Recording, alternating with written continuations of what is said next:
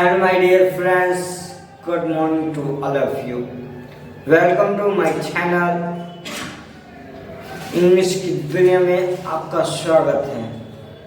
यदि आप इंग्लिश बोलना चाहते हैं, सीखना चाहते हैं तो मेरे साथ बने रहें, इस वीडियो में बने रहें, इस चैनल पर बने रहें।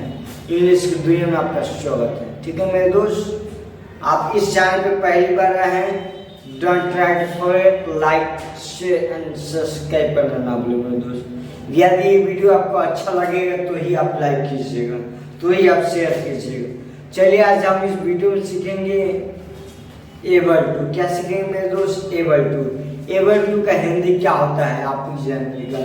लायक, सक्षम, योग्य।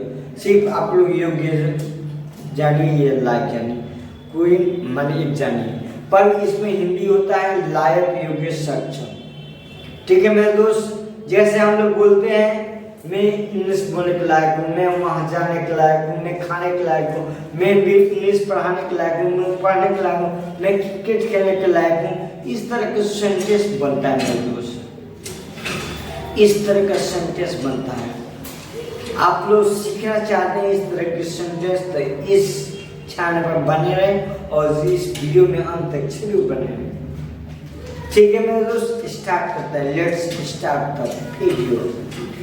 सबसे पहले आज हम लोग सीखेंगे एबल टू। क्या सीखेंगे? Able to. एबल टू का हिंदी होता है लायक, योग्य, सक्षम। क्या होता है? लायक, योग्य, सक्षम। जैसे बोलेंगे मैं इंग्लिश बोलने के लायक हूँ, I am able to speak English. मैं वहाँ जाने के लायक हूँ, I am able to go there. मैं यहाँ आने के लायक हूँ, I am able to come here. मैं इंग्लिश बोलने के लायक हूँ, I am able to speak English.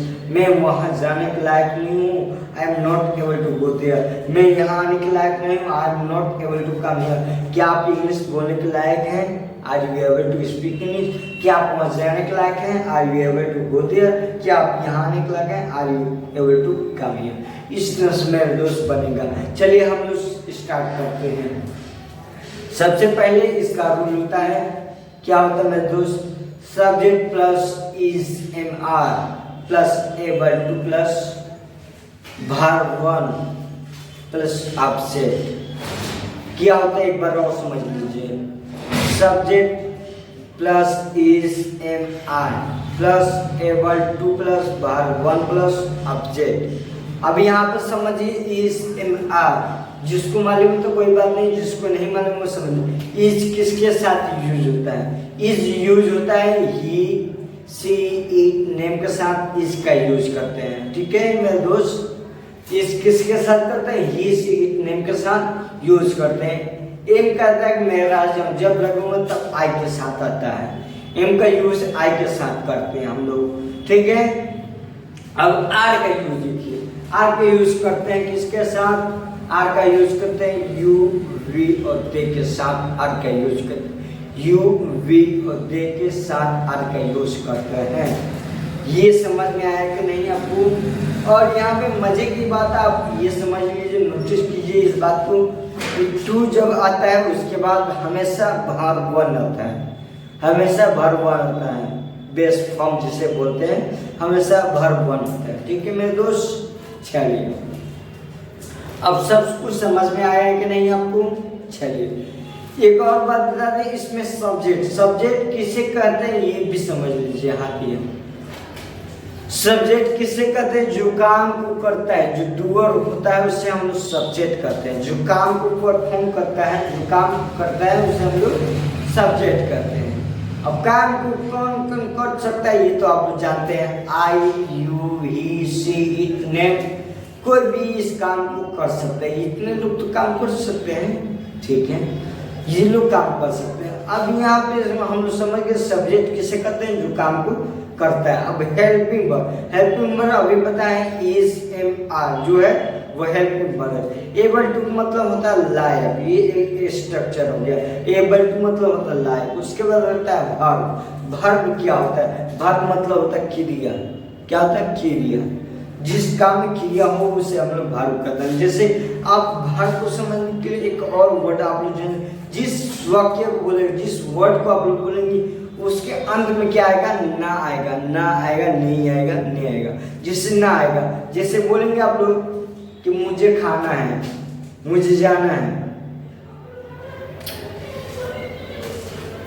Verb को आप लोग समझे मेरे दोस्त, वर्ब क्या है? वर्ब को जिस वर्ड को आप बोलेंगे उसके अंत में ना आएगा। जैसे जाना, आना, खाना, पीना, बोलना, लिखना, पढ़ना, पढ़ाना, ये क्या है?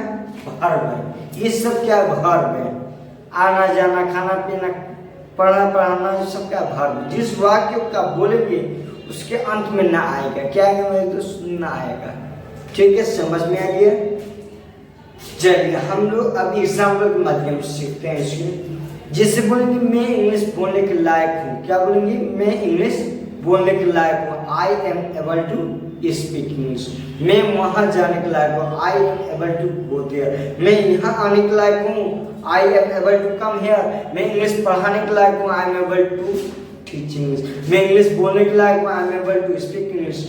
आई am able to speak English. मैं इंग्लिश बोलने के लायक नहीं हूँ। I am not able to speak English. इसमें हम लोग सिर्फ पॉजिटिव सीख रहे हैं अभी। उसके बाद तुरंत हम लोग निगेटिव सीखेंगे। मैं इंग्लिश बोलने के लायक हूँ। I am able to speak. मैं वहाँ जाने के लायक हूँ। I am able to go there. मैं यहाँ आने के लायक हूँ। I am able to come here. मैं इंग्लिश पढ़ाने के लायक हूँ। I am able to teach English. मैं इंग्लिश बोलने के लायक हूँ। I am able to speak English. मैं क्रिकेट खेलने के लायक हूँ। I am able to play cricket. इस तरह से मेरे दोस्त बोलेंगे। मुझे आशा है आपको पॉजिटिव समझ में आ गया हो। अब हम लोग चलते हैं निगेटिव की तरफ। निगेटिव में कुछ नहीं करना, सिर्फ मेरे आप दोस्त हेल्पिंग वर्ब के बाद नोट लगा देना। जैसे सेंटेंस बोलते हैं मैं इंग्लिश बोलने के लायक नहीं हूँ। I am able to no, I am not able to speak English. मैं खाने के लायक नहीं हूँ। I am not able to eat. मैं वहाँ जाने के लायक नहीं हूँ। I am not able to go there. मैं यहाँ आने के लायक नहीं हूँ। I am not able to come here. मैं इंग्लिश बोलने के लायक नहीं हूँ। I am not able to speak English. इस तरह से मेरे दोस्त बोलेंगे। इसका रूल क्या होता है? Subject plus is are plus not plus able to plus verb one plus object. समझ में आया मेरे दोस्त क्या होता है?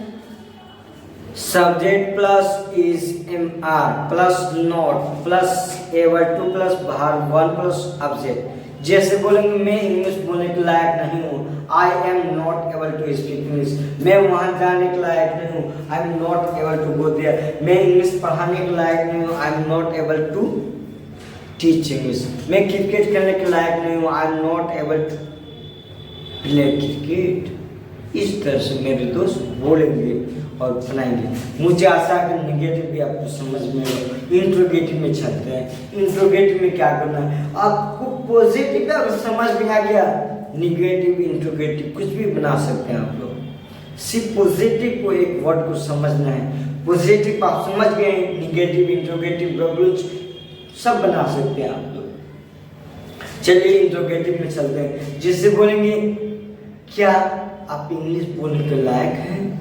क्या आप क्रिकेट खेलने के लायक हैं? क्या आप वहाँ जाने के लायक हैं? क्या आप यहाँ आने के लायक हैं? इस तरह इसका रूल क्या होता है? पहले इसको रूल जानते हैं। इसका रूल क्या होता है? रूल क्या होता है मेरे दोस्त? Helping verb. हेल्पिंग वर्ब में इसमें क्या क्या लग रहा है? Is am are plus subject plus able to plus verb one plus object question mark. यदि आप लोग लिख रहे हैं तो क्वेश्चन मार्क देना ना भूलिए। आप लोग ऐसे भी बोल सकते हैं helping verb plus subject plus able to plus verb one plus object या question mark plus question mark. ठीक है, या आप ऐसे भी बोल सकते हैं is am are plus able to, is am are plus subject plus e subject plus able to plus verb one plus object. उसके बाद क्वेश्चन मार्क। यदि आप लोग लिख रहे हैं तो क्वेश्चन मार्क देना ना भूलिए। ठीक है, एग्जाम्पल के माध्यम से हम लोग सीखते हैं। जैसे बोलेंगे क्या आप इंग्लिश बोलने के लायक हैं? Are you able to speak English? क्या आप वहाँ जाने के लायक हैं? Are you able to go there? क्या आप यहाँ आने के लायक हैं? Are you able to come here? क्या आप इंग्लिश बोलने के लायक हैं? Are you able to speak English? क्या आप पढ़ाने के लायक हैं? क्या आप इंग्लिश पढ़ाने के लायक हैं? Are you able to teach English? इस तरह से मेरे दोस्त बोलेंगे। अब हम लोग चलते हैं, मुझे आशा है कि आपको समझ में। अब हम लोग चलते हैं, तीनों की एक बाइक प्रैक्टिस करेंगे और आपको समझ में आ जाएगा, ठीक है। जैसे बोलेंगे मैं इंग्लिश बोलने के लायक हूँ, I am able to speak. मैं इंग्लिश बोलने के लायक नहीं हूँ, I am not able to speak English. क्या आप इंग्लिश बोलने के लायक हैं? Are you able to speak English? क्या आप वहाँ जाने के लायक हैं? आर यू एबल टू बोल दिया मैं वहाँ जाने के लायक नहीं हूँ, I am not able to go there. मैं इंग्लिश बोलने के लायक हूँ, I am able to speak English. मेरे दोस्त, मुझे आशा है कि आपको समझ में आ रहा होगा। यदि आपको समझ में आ रहा हो तो मेरे साथ प्रैक्टिस कीजिए। इंग्लिश एक लैंग्वेज है, इंग्लिश एक भाषा है। जब तक आप बोलेंगे नहीं तब तक होगा नहीं। इंग्लिश को बोल बोल के ही सिखा सकते हैं। इंग्लिश एक भाषा है, जितना बोलेंगे उतना आएगा, ठंड से होगा आपका।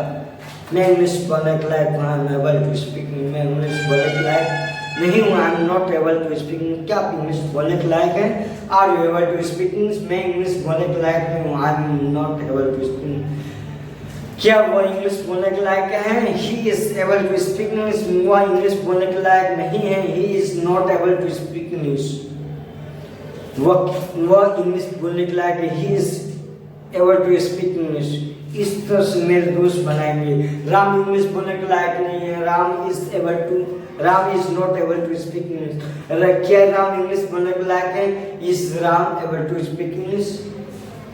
क्या राम क्रिकेट खेलने के लायक है? Is Ram able to play cricket. उसके बाद लिख रहे हैं तो कोई समान जरूर दीजिएगा। यदि ये वीडियो आपको अच्छा लग रहा होगा, don't try to forget like share and subscribe करना ना भूलें मेरे दोस्त। यदि इंग्लिश आप बोलना चाहते हैं तो आप जरूर इस चैनल को सब्सक्राइब कीजिए।